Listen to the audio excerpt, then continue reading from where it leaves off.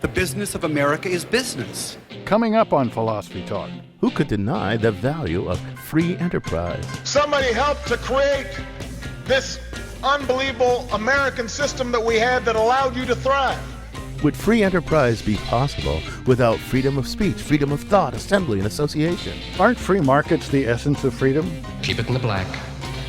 Show a profit, keep it in the black, keep it in the black. Never mind your soul, never mind the landscape, never mind the other guy, keep it in the black. Free enterprise is a minor blessing compared with the true political freedoms. Free markets in ideas, free markets in goods and services. Two sides of the same coin. If you nail together two things that have never been nailed together before, some schmuck will buy it from you, man. Taking care of business every day. Taking care of business every way. Freedom and free enterprise. And it's free, just $1. Coming up on Philosophy Talk.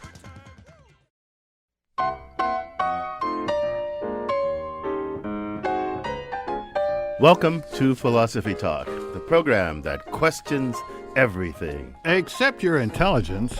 I'm John Perry. And I'm Ken Taylor. We're in the studios of KALW San Francisco. We're continuing conversations that began at Philosopher's Corner at Stanford University. That's where Ken and I teach philosophy. And today we're philosophizing about freedom and free market. Well, Ken, two things that go hand in hand, freedom and free markets. Free markets wouldn't be possible without individual freedom.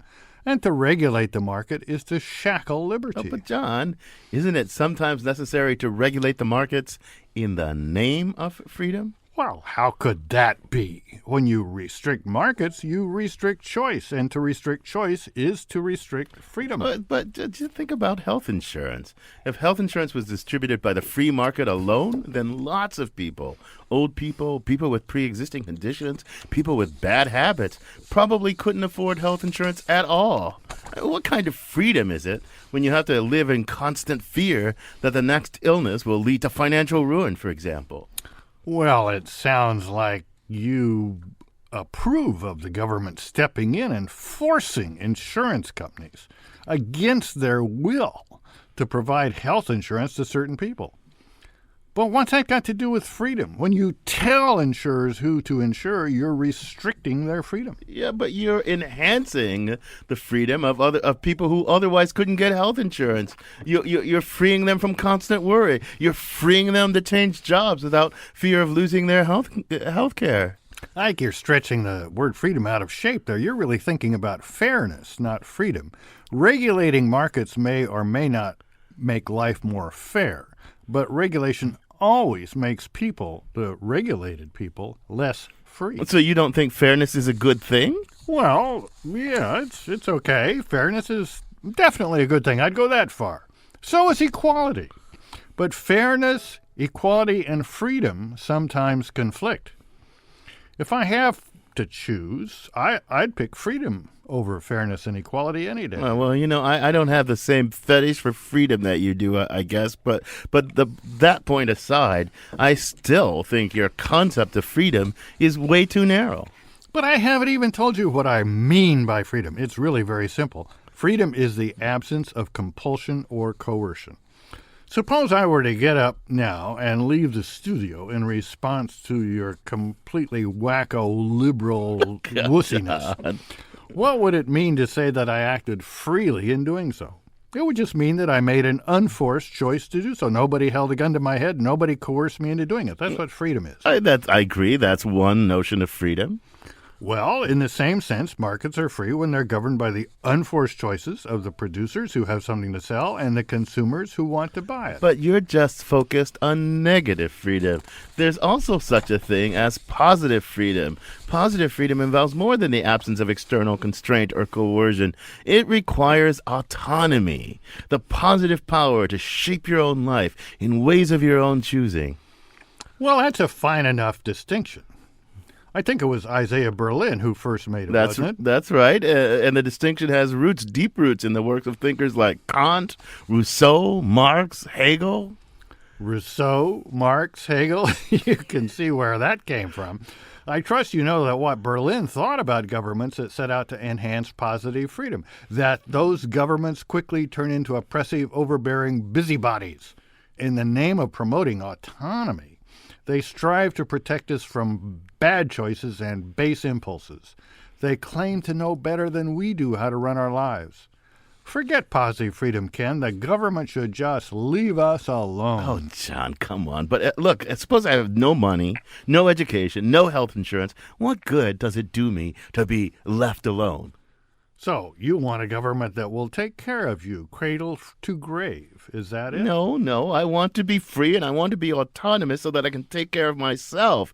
But that means more than being left alone, left on my own. I need access to good schools, safe streets, and basic goods like food, shelter, and adequate health care if I'm going to be free and autonomous. Yeah, but the market can provide all of those things. Oh, come on. John, do you really think that if we let the free market alone determine, for example, who gets educated, that rich and poor would have equal access to education? Well, it's an open empirical question because it's never been tried.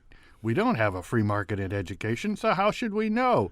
We've put trust in our politicians and bureaucrats. How's that working out for you? Well, look, I'll grant you this much. There's a lot to think about here. And to help us start, we sent our roving philosophical reporter, Caitlin Ash, to talk with someone who positively adores, just like you, the free market, John. She files this report. 1989 was a year of protest in Eastern Europe. Demonstrators in Poland, Hungary, Bulgaria, and East Germany took to the streets and toppled communist governments. The East German authorities have said, in essence, that the Berlin Wall doesn't mean anything anymore. The wall that the East Germans put up in 1961 to keep its people in will now be breached by anybody who wants to leave. Protests rippled across Eastern Europe, and in Czechoslovakia, the nonviolent Velvet Revolution replaced communism with a parliamentary republic. I was 6 when communism collapsed in Eastern Europe. What Dalibor Rohak remembers most about the years under communism in Czechoslovakia was the startling lack of freedom. You couldn't travel without approval of the party. You couldn't purchase certain goods without having access to special shops that were reserved for party members. Couldn't do a number of things that were sort of restricted to people who were part of the ruling class. Today, Rohak is a policy analyst at the Cato Institute, a libertarian think tank in Washington, D.C., and he's a big believer that free markets bring freedom. What markets do by making people better off is that they expand the choices that people can make. He says you can't ace a science test or learn to play the violin if your chief concern is getting enough to eat. With increased division of labor and robust markets for food, people can do other things than just scramble for food every day. And the deeper the division of labor gets, the more sophisticated markets get, the more innovations we see and just more efficient the markets are. Plethora of choices that people have expands, and you could make a reasonable argument that that's what makes people freer. Rohak sees similarities between his native country's transition to democracy and the Arab Spring, which began in late 2010 after a desperate Tunisian street vendor had been shaken down for bribes by police. Here's a clip from Al Jazeera. Frustrated and ashamed by the public humiliation he endured at the hands of police, Mohammed set himself on fire outside the local municipality building.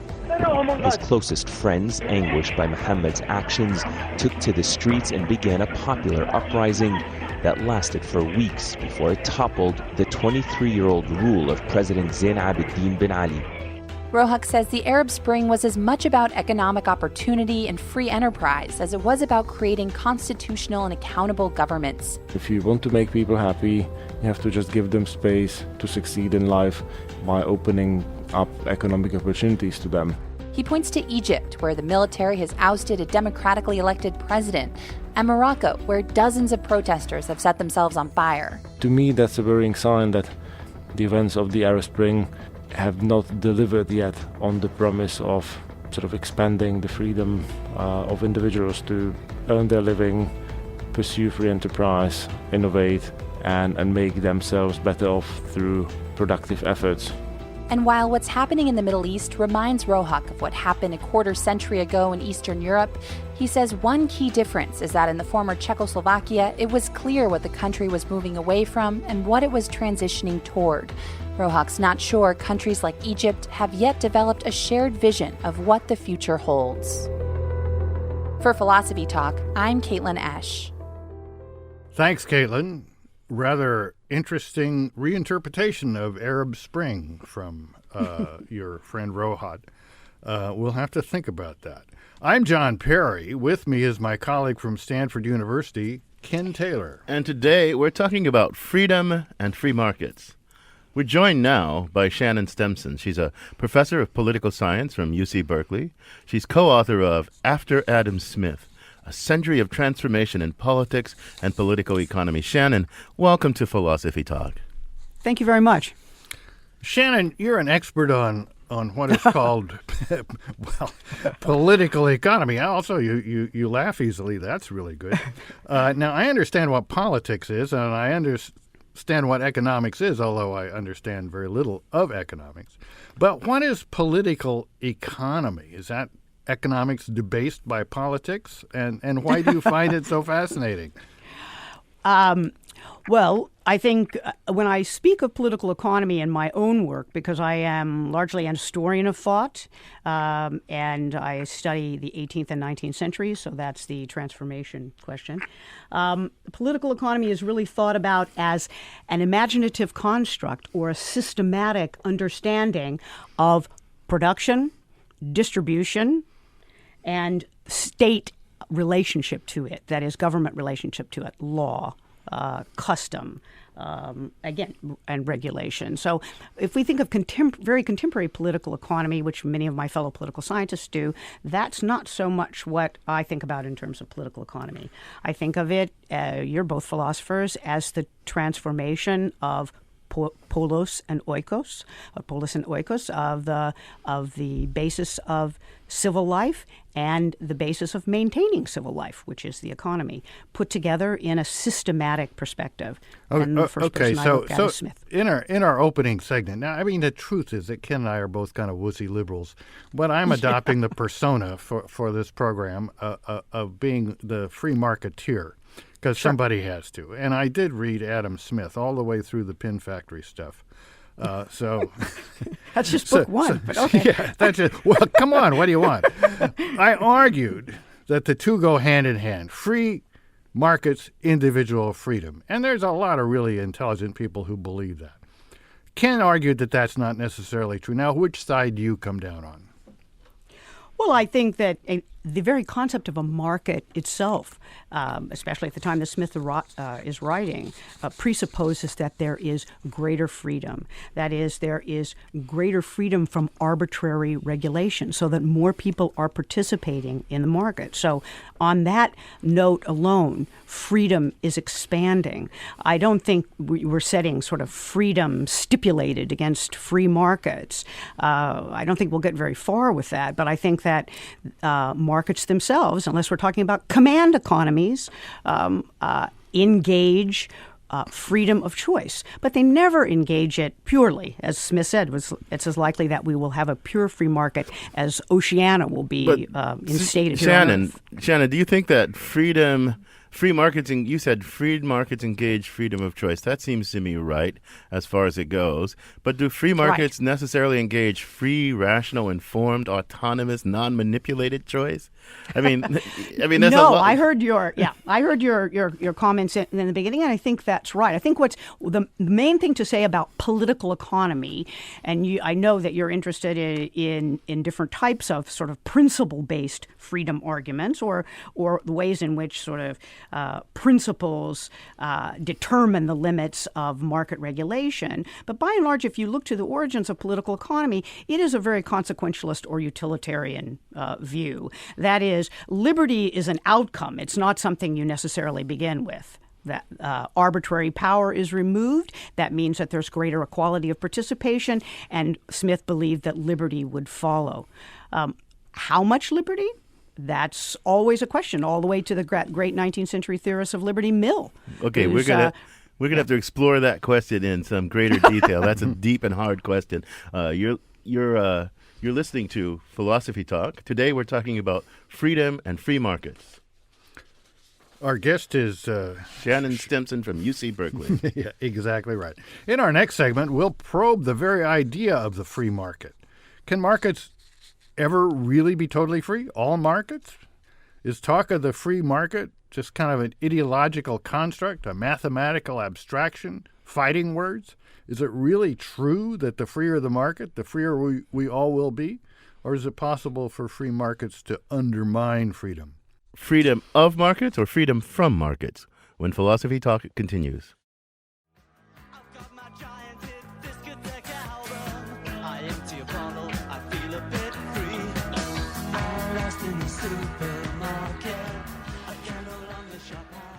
Does living with free markets leave you lost in the supermarket? I'm John Perry. This is Philosophy Talk, the program that questions everything except your intelligence. I'm Ken Taylor, and we're questioning today the basis of freedom and free markets. What exactly is a free market, and what does it really have to do with individual liberty? Do the two go hand in glove, or can the operation of the market sometimes undermine our liberty and our autonomy? Our guest is Shannon Stimson, co-author of After Adam Smith, A Century of Transformation in Politics and Political Economy. So, Shannon, I want to take us back to where we were just before the break here. I want to explore more fully the relationship between individual liberty and free markets, but let's start by focusing on the market side of this. Tell me, what exactly does it mean to say that a market is, quote, free? What exactly does that mean?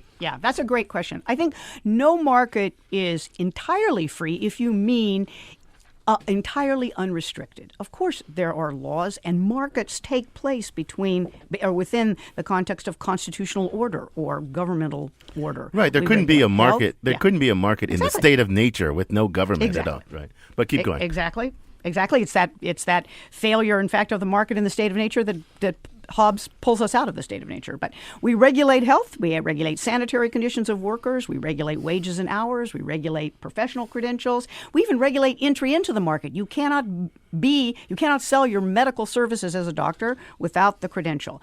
Are those restrictions of freedom, or are those restrictions things that make the market work more freely? That is, they provide, as you said earlier, knowledge, information for reasoned judgment.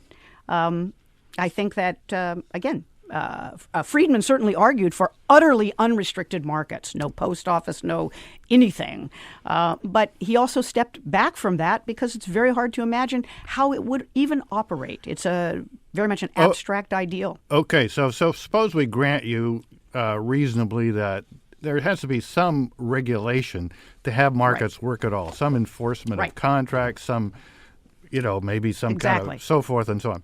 Now, some people, we've got this Nobel Prize winner here at Stanford, Ken Arrow, and sometimes when I know him very well. Yeah, sometimes when we're playing Frisbee or doing shots, I'm kidding, he explains to me that in some areas like medicine, markets really can't be as free as they are in other areas because of the nature of what's being bought and sold.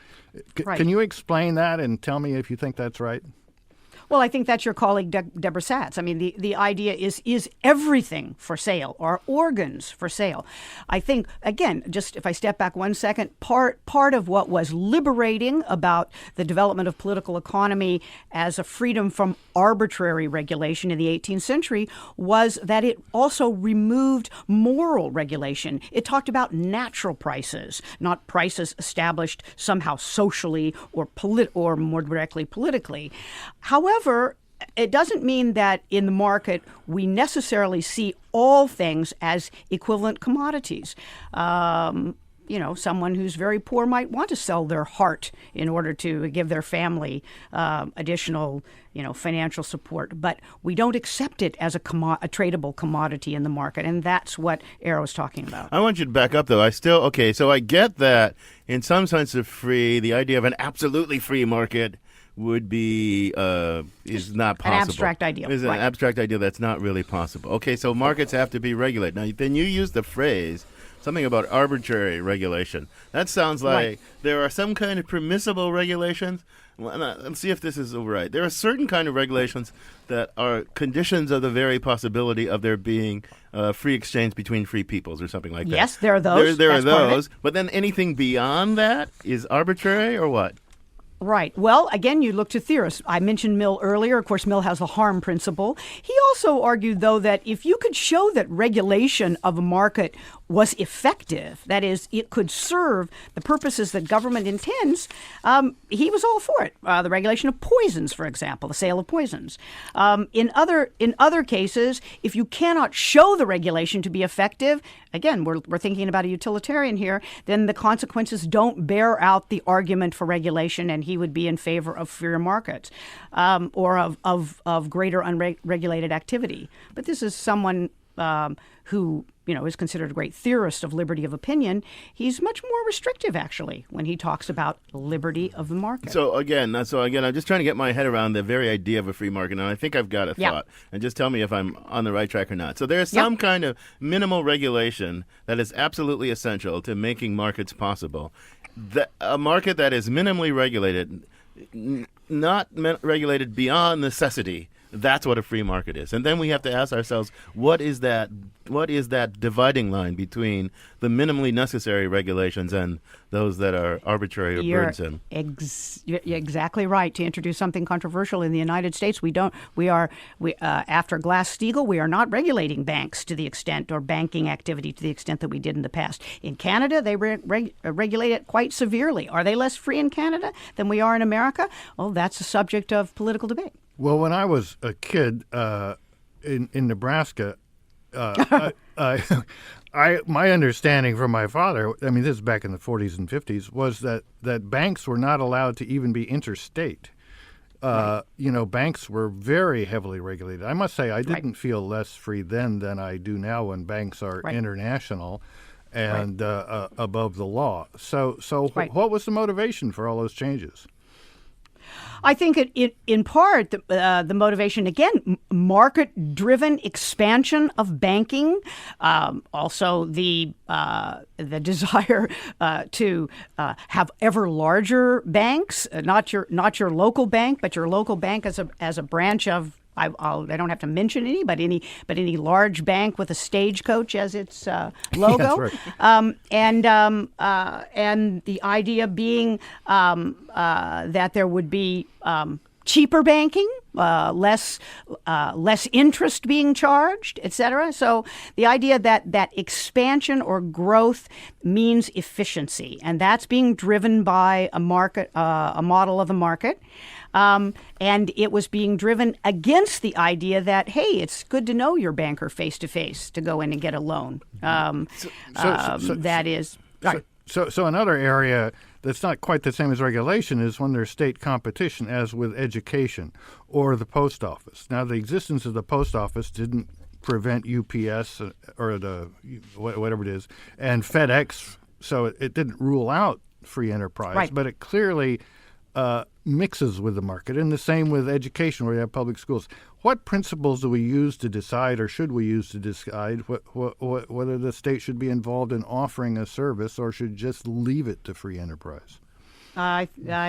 Just in a word or two, give us your accumulated wisdom on this topic, would you? Right. I think it's a great question, and it is subject, as are many questions in political economy, to political decision making. I think that people should decide. But I want to put some desiderata on the board. Yeah, because this goes back to something else we talked about at the opening. Look, you've talked a lot just now. You've used the word efficiency a couple times. The market is ruthlessly efficient in allocating, in distributing goods to people.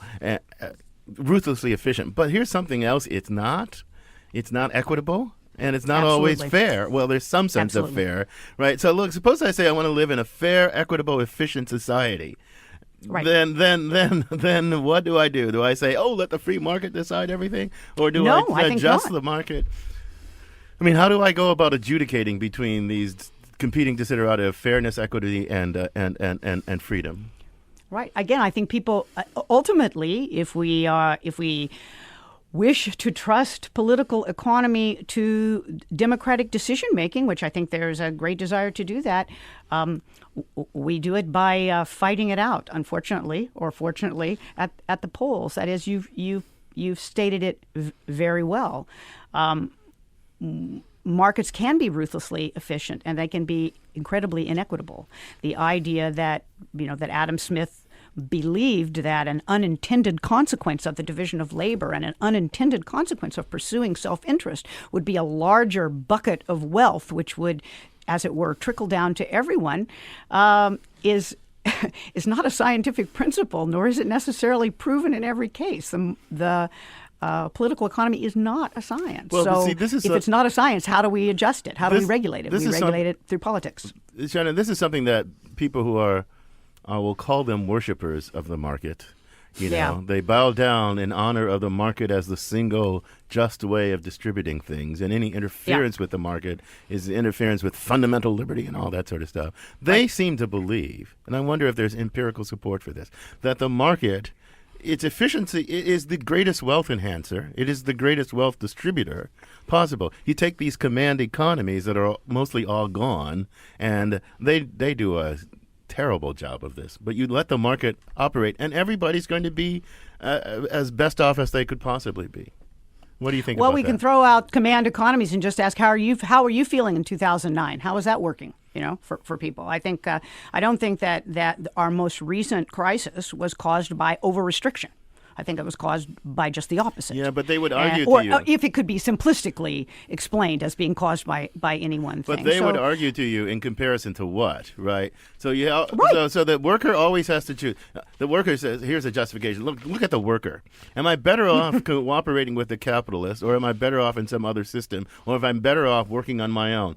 The answer is always going to be, the defender of the free market says, you're going to be better off working with a capitalist, working for wages in the capitalist system. Because if you substitute a command economy, you're going to be worse off. If you just work unaided, on your own, you're going to be worse off. So it's always going to give you the optimal. It may not give you a perfect outcome, but compared to anything else, it's always going to give you an optimal outcome. Is there any reason to disbelieve that? Yeah, I would just say that's an abstract argument that lacks strong empirical evidence. BS, in other words. Exactly. Yeah, sort of. Again, I don't want to start saying on the one side, on the one side this, on the other side that. The operation of the market can be onerously overregulated. No one doubts that. The market can be dramatically underregulated. No one doubts that. How do we measure it? We measure it by outcomes. Do we necessarily have you both work on Hume, I know you do. Do we have a real close causal fit between this cause and effect? Not really. So I think we constantly adjust our economic theories. I have a cartoon on the door of my office. It says, once I was a Keynesian, then I was a supply sider, then I was a monetarist. Now I'm a bum. Yeah. I think now, see, I happen to believe the following. I don't know if on the basis of what, but I do. It's not like I have a great economics education. I took some economics courses as an undergraduate, but I happen to believe the following, that the greatest invention of the 20th century was the mixed economy, because it saved capitalism from collapse. And it seems to me that we've kind of lost sight, the Republican Party at least has lost sight of the importance of the mixed economy. Because when we had an unmixed economy, capitalism basically ruined itself. It drove itself into the ground. What do you think about that thought? Are you asking me? No. Yes, I'm asking you. You're asking me. Okay. Well, I think, right. I think the following. You asked me at the very outset, what do I understand as political economy? And you asked me how I got interested in it. And I actually got interested in it because of the problem introduced at its very outset, which is it's based on an argument of unintended consequences. That is, if we all follow our own self-interest and are to as large extent possible unregulated, as if by an invisible hand, a trope Smith only uses 3 times, but it's a term that kind of aperçus that covers a huge attempt at explanation. Things will come out better for everyone. And even in his work, sometimes they do, and sometimes they don't. I mean, it's the division of labor creates both greater productivity on the part of each individual pen maker. You said you read the pen maker. And it also creates sort of innovative ways of producing.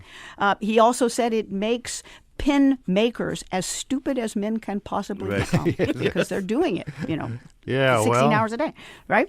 He says the nobles sold their birthright stupidly for baubles. And wasn't it great that they did, because they had to sell their land then, and land was more widely distributed, and the economy had more participants. People became more equal, and they became more free. So unintended consequences is an odd sort of explanation. As philosophers, I don't know how you think about it. I think it's a kind of post hoc. Sometimes it works out, and sometimes it doesn't. And that's not a theory my life is totally based on unintended consequences of my parents and other people. Right.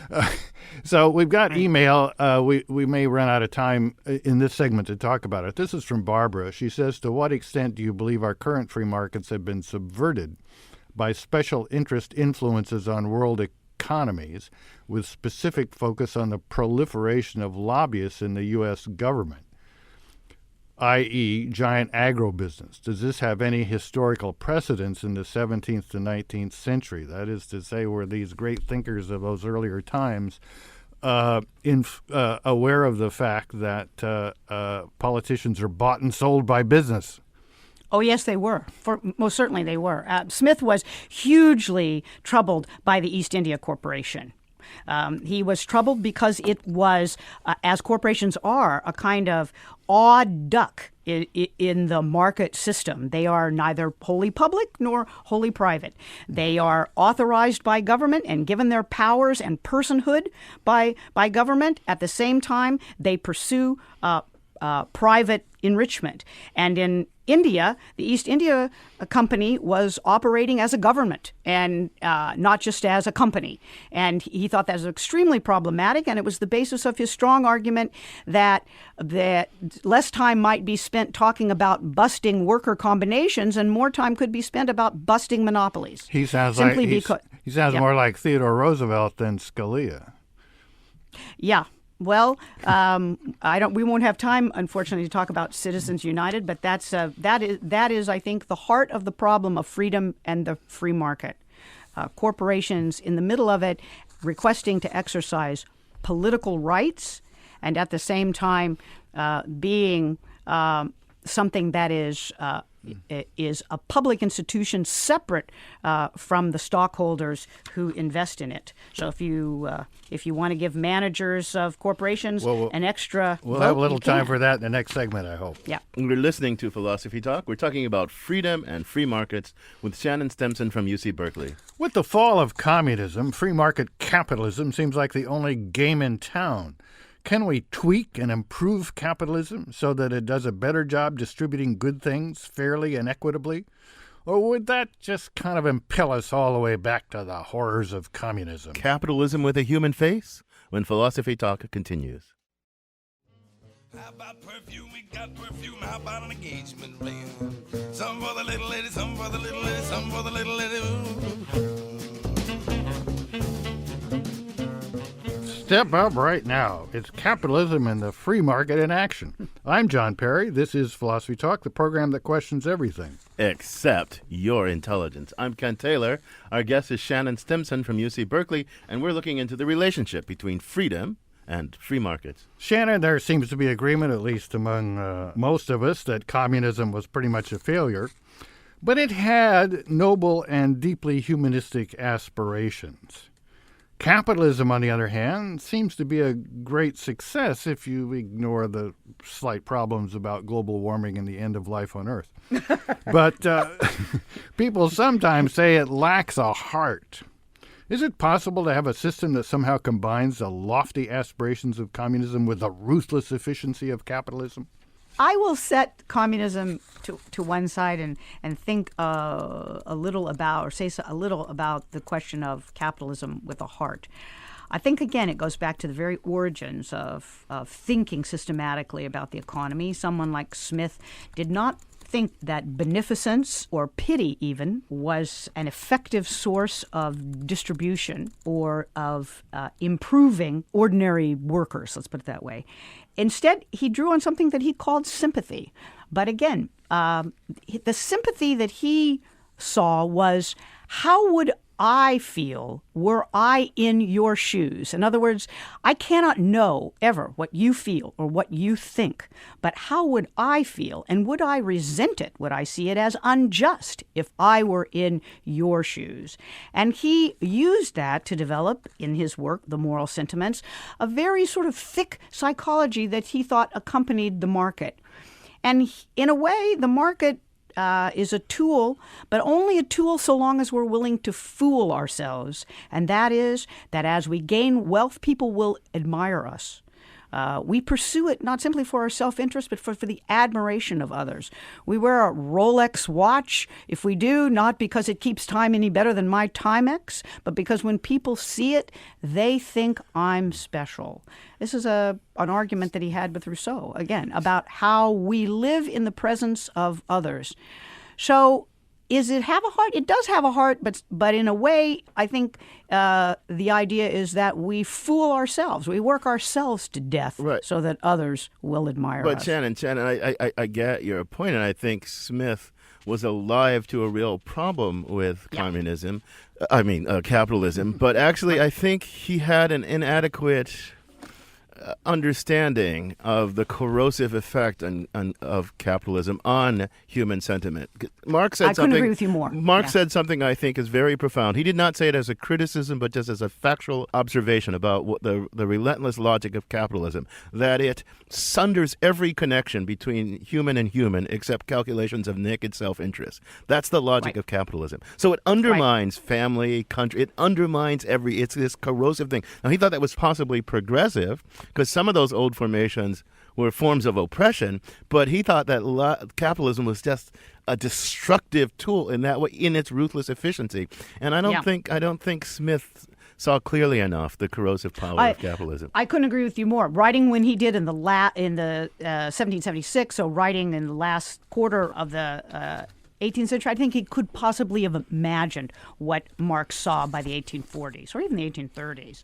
And indeed, the industrial capitalism was, far beyond his conception of market life. So in the case of Marx, he actually turned back to Smith, admired him far more than he did the Mills or others, because he focused his political economy on the material basis of production.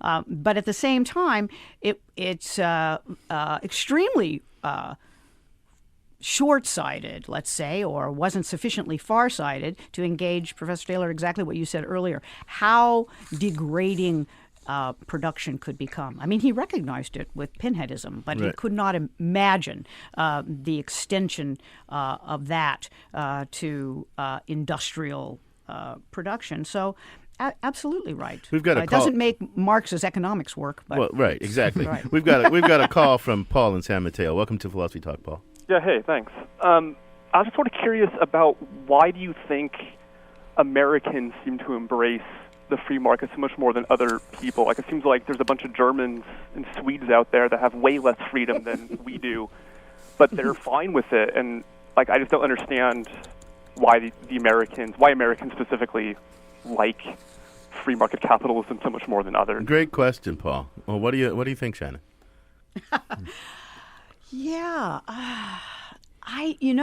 It is a great question, and I can tell you how answers have been approached to it, and one is that sort of ignoring the fact that there was a huge indigenous population in America. America was thought to be this blank slate on which entrepreneurial energy could be exercised, ever moving ever westward, and that it spurred a mode of living which was very disengaged, ultimately very disengaged from locale, and very oriented toward possession, toward production of consumer goods. Also, of course, it's hard to imagine any country that has a more ruthless commercial establishment than the United States, which is selling 24/7. I see that. I understand the historical roots of that.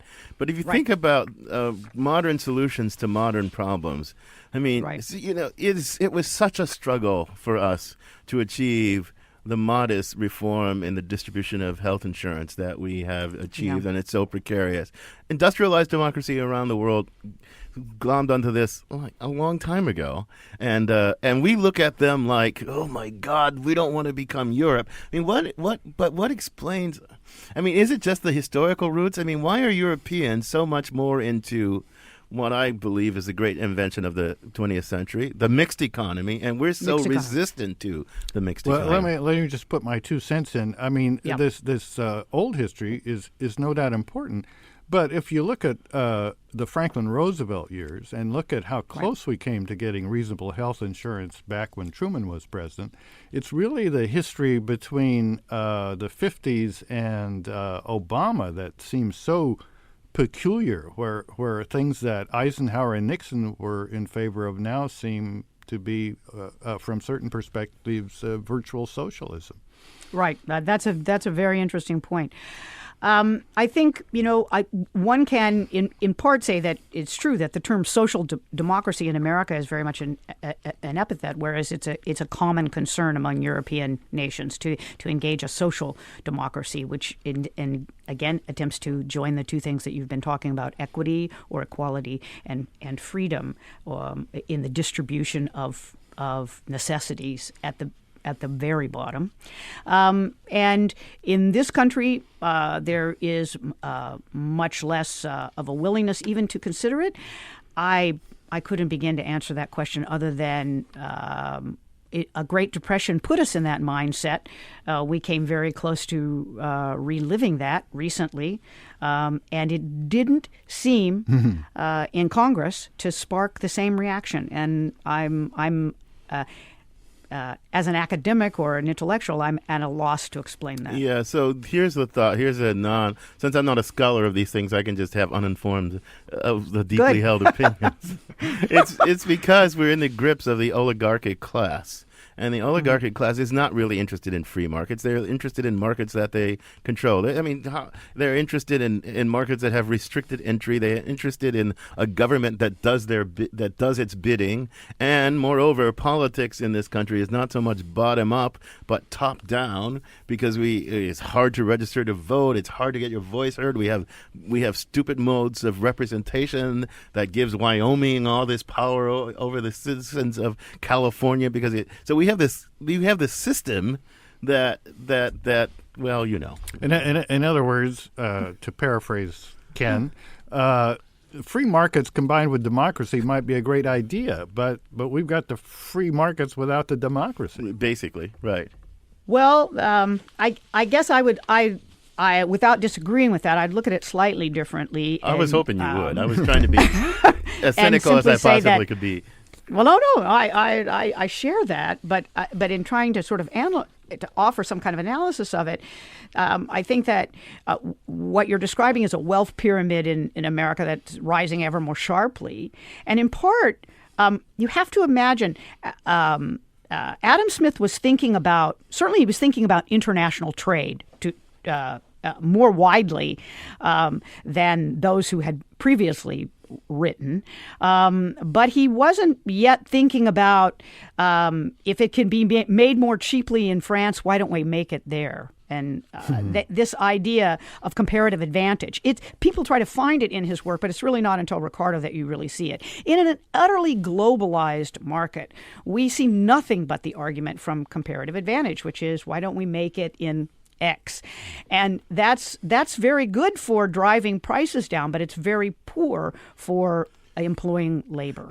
As a son of the Midwest, I can't tell you how deeply that argument from comparative advantage bothers me, because basically what the global economy did is level my hometown and the surrounding towns and made people obsolete. I mean, obsolete machines you throw aside. What do you do with obsolete people?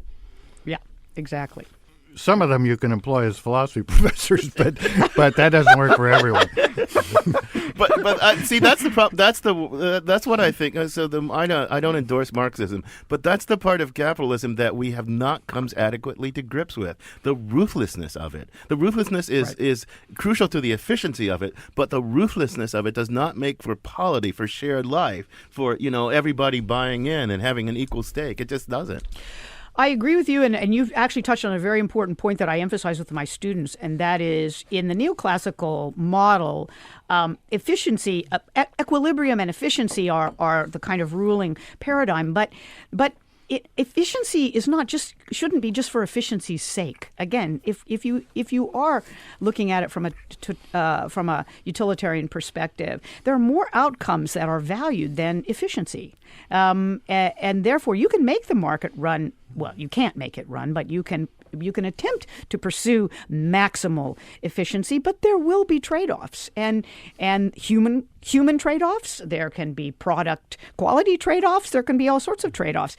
And so constantly this conjunction we're looking at, freedom and free markets, which is certainly not the same thing as efficiency and free markets, but has to be balanced, and an astute public has to be willing to vote its thoughts about this. Well, just to put in a point of view from the other side, in the long run, American ruthlessness will have done a lot for world equality, for the status of women in China, and maybe even eventually in Bangladesh.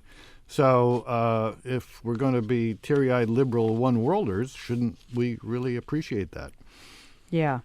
Well, I do think that is an interesting point. Those who have argued that Adam Smith, for example, really had no commitments to domestic politics, but was interested in just in the continuous growth and expansion of wealth, which would ultimately mean that the market was limited only by the amount of land that's out there, then did not have a strong sort of patriotic or whatever commitment.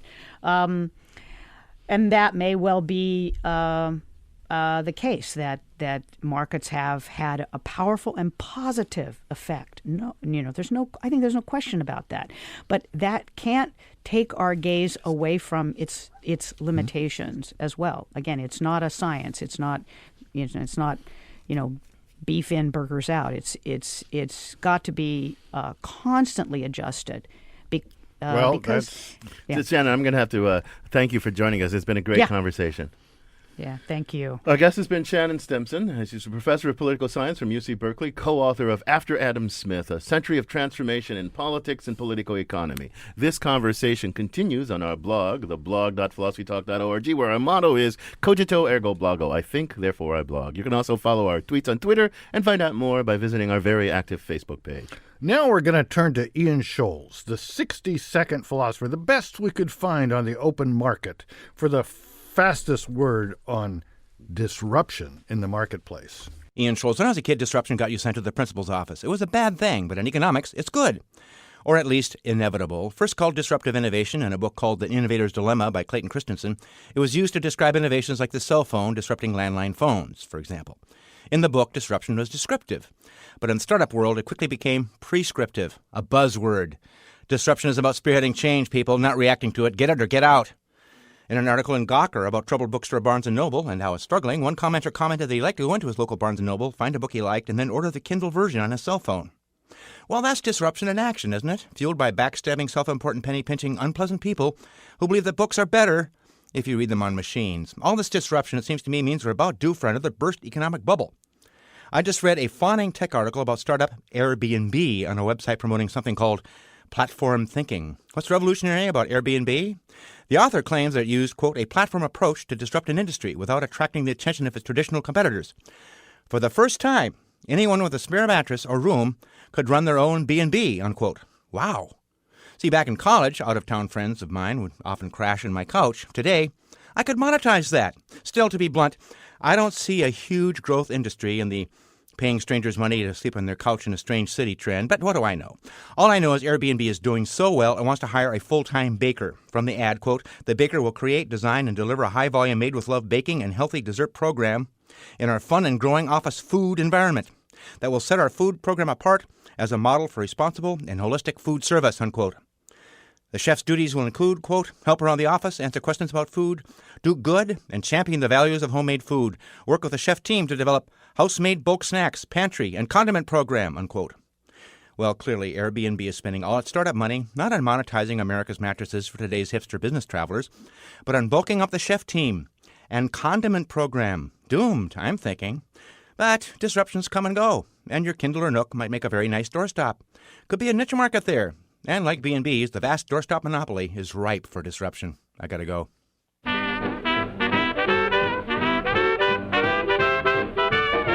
The Wisdom of the Ages, in a nutshell, from Ian Scholes, the 60-second philosopher. Philosophy Talk is a presentation of Ben Manila Productions and the trustees of Leland Stanford Junior University. Copyright 2013. Our executive producer is David Demarest. The program is produced by Devin Strolovich. Laura McGuire is our director of research. Thanks also to Chris Hoff, Merle Kessler, Dave Millar, Jimmy Tobin, Tran, Carola Kreitmar, and Mark Stone. Support for Philosophy Talk comes from the Templeton Foundation and also from various groups at Stanford University, the Friends of Philosophy Talk, and the members of KALW San Francisco, where our program originates. The views expressed or misexpressed on this program do not necessarily represent the opinions of Stanford University or of our other funders. Not even when they're true and reasonable. The conversation continues on our website, philosophytalk.org. I'm John Perry. And I'm Ken Taylor. Thank you for listening. And thank you for thinking.